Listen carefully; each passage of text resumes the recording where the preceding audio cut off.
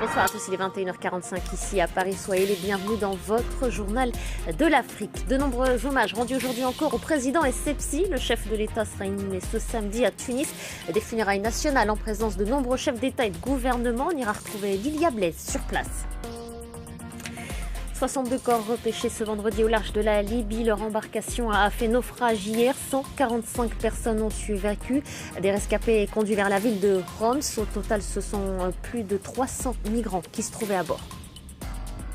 Je ne vois que toi, je ne vois que toi, je ne vois que toi, je ne vois que toi.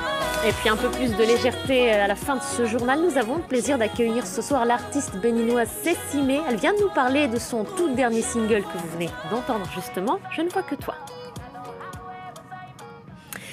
L'émotion toujours vivant en Tunisie. Le pays observe 7 jours de deuil national. La mémoire de Béjika Essebsi est quasi unanimement saluée. La presse aussi lui a rendu hommage. Plusieurs quotidiens ont été tirés en noir et blanc. Le défunt président sera inhumé ce samedi à Tunis. Lilia Blaise, bonsoir. Vous êtes la correspondante de France 24 à Tunis. Merci d'être avec nous, Lilia. De nombreux chefs d'État et de gouvernement sont donc attendus ce samedi dans la capitale tunisienne pour assister à ces obsèques nationales. Alors oui, le chef du gouvernement, Youssef Chahed, et la présidence ont parlé d'obsèques nationales grandioses. Le président français Emmanuel Macron est attendu, ainsi que le président portugais, le roi d'Espagne, ainsi que le prince héritier d'Arabie Saoudite, et non le roi d'Arabie Saoudite, comme je l'avais déclaré un peu plus tôt sur l'antenne, excusez-moi. Donc beaucoup de chefs d'État seront présents demain pour des funérailles qui commenceront au palais de Carthage, où se trouve actuellement la dépouille du président Béjika Essebsi. Une cérémonie aura lieu le matin, puis le cortège funèbre se dirigera vers la capitale en prenant une route qui passera par l'avenue Habib Bourguiba, devant un lieu symbolique, la statue équestre du leader Habib Bourguiba, que le président Béjika Essebsi avait lui-même placé sur cette avenue. Et puis le cortège continuera sa route jusqu'au cimetière du Gélaz, une route qui sera ouverte aux Tunisiens, malgré un énorme dispositif de sécurité qui a été pris pour ces funérailles. Donc les Tunisiens pourront se joindre au cortège à partir de l'avenue et pourront suivre le cortège jusqu'au cimetière. Alors dans ce cimetière qui est aussi très symbolique parce que plusieurs opposants politiques ont été enterrés là-bas, notamment Mohamed Brahmi, Chokri Belaïd, qui ont été assassinés en 2013. Donc un cimetière symbolique important où se trouve le carré familial du président de la République. Merci beaucoup Lilia, merci pour toutes ces précisions en direct depuis Tunis. Et puis sachez qu'une édition spéciale est prévue demain à partir de midi, heure de Paris, sur nos antennes. À ne pas manquer, donc vous suivrez en direct cette cérémonie d'obsèques nationales. On en vient à la détermination de l'opposition algérienne. Ils étaient encore nombreux ce vendredi à battre le pavé. Dans leur viseur cette semaine, le panel de médiation désigné la veille par le pouvoir. 6 personnalités issues de la société civile invitées à prendre part au dialogue autour des modalités d'une future présidentielle dont la date n'a toujours pas été annoncée. Je vous le disais en titre tout à l'heure, des hommes, des femmes et des enfants toujours portés disparus en mer Méditerranée. Leur embarcation a chaviré jeudi au large des côtes libyennes. Il serait peut-être 110, voire plus. Aucun chiffre précis n'a pu être établi. On a appris par ailleurs aujourd'hui que 62 corps ont été repêchés. 150 personnes ont pu être sauvées en revanche. Elles ont été reconduites en Libye. Des migrants qui doivent désormais être placés dans des centres de détention. Ils sont partis mercredi sur plusieurs bateaux arrimés les uns aux autres.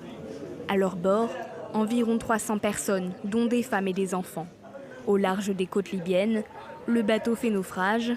Plus d'une centaine de migrants meurent noyés. Les gardes-côtes libyens ont sauvé environ 150 personnes, ramenées dans la ville de Homs.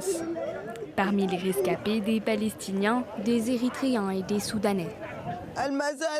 J'ai perdu mon enfant de 7 ans à cause de l'ONU qui ne nous aide pas.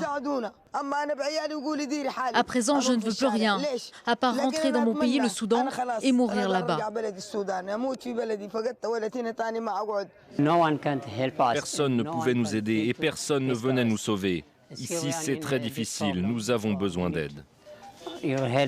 Les conditions de détention des migrants en Libye sont souvent dénoncés par les ONG et l'ONU comme étant contraires aux droits de l'homme. Il faut plus de bateaux de sauvetage en Méditerranée, ainsi que la libération immédiate de tous ces gens enfermés dans les centres de détention libyens. Nous avons besoin de l'aide des États pour évacuer les réfugiés vers un lieu sûr, en dehors de la Libye. En février 2017, l'Union européenne a conclu un accord avec la Libye. Depuis, elle finance en partie la formation des gardes-côtes et la gestion des camps de réfugiés libyens. Objectif, empêcher les migrants de se rendre en Europe. Un accord très critiqué qui a nettement réduit le nombre de traversées. Pour ceux qui arrivent à atteindre les côtes européennes, la France tente de relancer le principe d'un mécanisme de solidarité commun. Une répartition automatique des migrants entre pays volontaires. Mais pour l'instant, les États européens sont toujours à la recherche d'un consensus. On en revient à cet hommage rendu ce vendredi à Mamoudou Bari. Une marche blanche a été organisée à Rouen, une centaine de kilomètres de Paris. Le cortège s'était lancé depuis la faculté de droit. Le jeune homme de 31 ans y enseignait. L'émotion et l'indignation, cette fois en Guinée, son pays d'origine. Un rassemblement s'est tenu devant l'ambassade de France à Conakry. Plusieurs dizaines de personnes sont venues réclamer justice, tout comme l'avocat de la famille dénonce un crime à caractère raciste. Je propose d'écouter ces quelques témoignages au micro de Malik Diakité. Là, on ne peut que se remettre ici, dans les mains des autorités de la France, pour que ce comportement de racisme soit immédiatement stoppé. Comment se fait-il que cet individu se soit acharné sur notre compatriote jusqu'à pratiquement mort s'en suivre et qu'il n'y ait eu personne pour lever le doigt afin de les séparer? Nous ne comprenons pas cela. Mamoudou devait être avocat, donc vous pouvez imaginer. C'est véritablement une perte incommensurable. Puis je rappelle que Mamoudou Bari était marié et père d'une petite fille de 2 ans. 6 mois après l'élection de Félix Tshisekedi en République démocratique du Congo, la perspective enfin d'un gouvernement. Un accord a été scellé entre la coalition Cap pour le changement et le Front commun pour le Congo. D'après les négociateurs, l'actuel chef de l'État et l'ancien président Joseph Kabila auraient tous deux joué un rôle essentiel dans ces négociations. Une conférence de presse sera donnée ce lundi. Et puis un peu de légèreté maintenant, Cécimé, notre invitée ce soir. Bonsoir à vous, Cécimé, merci d'être là. Bonjour. Merci d'être avec nous en direct sur le plateau de France 24. Vous êtes originaire du Bénin, pour ceux qui vous connaissent déjà. Vous êtes auteur, compositeur, interprète et vous signez un tout dernier single, Je ne vois que toi. Je propose de regarder tout de suite un extrait, on se reparle juste après. Je ne vois que toi, je ne vois que toi, je ne vois que toi.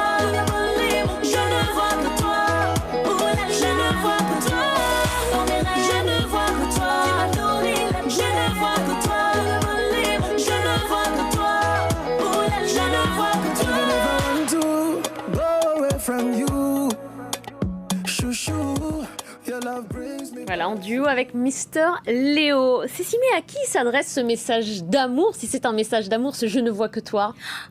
À vous, à moi, à tous les amoureux et à tout être humain qui se sent aimé ou qui a envie d'aimer un partenaire, qui a envie d'être en sécurité auprès de quelqu'un, avec quelqu'un, voilà. Alors pour ceux qui vous connaissent, le style est peut-être déjà identifié, mais c'est un mélange. Pour les autres morceaux que moi j'ai écoutés avant cette interview avec vous, vous semblez mêler plusieurs styles, mais on retrouve aussi cette empreinte traditionnelle. Vous vous inscrivez dans quelle catégorie, quel style de musique? Alors je dirais que c'est la variété africaine qui est un peu plus aujourd'hui poussée vers l'afro-urbain, mais sinon je viens de cette musique traditionnelle-là que j'ai héritée de mon grand-père qui était un grand compositeur dans les couvents chez nous à Bomé, dans le sud du Bénin. Donc j'ai hérité un peu ça de lui. Mais aujourd'hui, en tant que jeune et en ayant fait un parcours d'orchestre dans les cabarets et tout, je fais une somme un peu de ces univers de musique dans lesquels j'ai évolué. D'où la variété africaine aujourd'hui, l'afro-urbain. Et c'est ce qu'on peut aussi appeler l'afro-pop-rock? Ou pas oui, forcément? c'est un peu ça. C'est un peu ça. Votre grand-père alors vous a sûrement influencé, peut-être transmis ce goût de la musique. Votre carrière est réellement lancée à partir de 2007. Vous avez participé notamment à des concours plus jeunes scolaires avant un télécrochet qui vous a révélé, c'est ça? Tout à fait. En 2007, un concours de télé-réalité qui est organisé par la Brasserie Nationale dans mon pays qui m'a lancé et j'ai eu sur le marché mon tout premier album et depuis lors, je fais mon tout petit bonhomme de chemin, tout doucement. Alors plusieurs singles, il y a aussi un autre titre, Badou, donc ce qui veut dire kiff. Voilà, du verbe kiffer.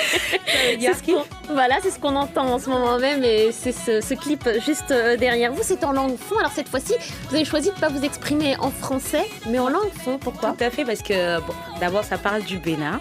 Et c'est ce mélange afro-pop rock. C'est un mélange de langue et un mélange de rythme et sonorités traditionnelles de chez moi. Il y a juste une couleur moderne apportée par la guitare, mais c'est une chanson qui est adressée beaucoup aux Béninois et qui est également adressée à tous ceux qui ont envie de venir découvrir le Bénin et tous ceux qui se disent que waouh, c'est une belle langue, je vais venir découvrir le pays à travers cette langue, à travers tout ce qu'on y retrouve, parce que ça parle de tout ce qu'il y a comme spécialité culinaire au Bénin pour dire viens découvrir le Bénin. C'est un bel hommage que vous rendez là à votre pays. Vous avez, alors j'aimerais revenir aussi sur cette récompense que vous avez reçue, le prix Cora notamment. Je rappelle pour nos téléspectateurs qu'Angélique Kidjo, l'une de vos compatriotes, a aussi reçu ce prix. Est-ce qu'elle a, elle aussi, une influence, un impact sur votre musique aujourd'hui ? Ah ouais, tout à fait. Charité bien ordonnée commence par soi-même, on dirait. Donc ma toute première icône, mon tout premier exemple a été Angélique Kidjo, continue de l'être. Mais il n'y a pas eu qu'elle, il y a beaucoup d'autres divas et d'autres grandes voix de l'Afrique qui m'ont inspirée, qui ont influencé mon style musical. Qui ça, par exemple ? Myriam Makeba, paix à son âme. Il y a Lokwa Kanza. Il y a tellement de grandes voix, on en a beaucoup.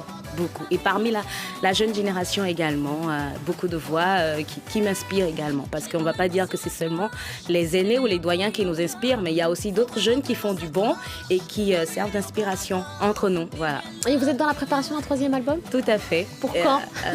Début d'année prochaine. D'accord, vous viendrez nous en parler alors. Avec joie. Je propose de nous quitter en musique. On a choisi avec Célia Caracena, notre chef d'édition, Agondo. Si vous voulez bien, on va se quitter sur ce son-là. Merci de votre attention. Merci beaucoup. Merci de me recevoir. D'avoir été avec nous ce soir.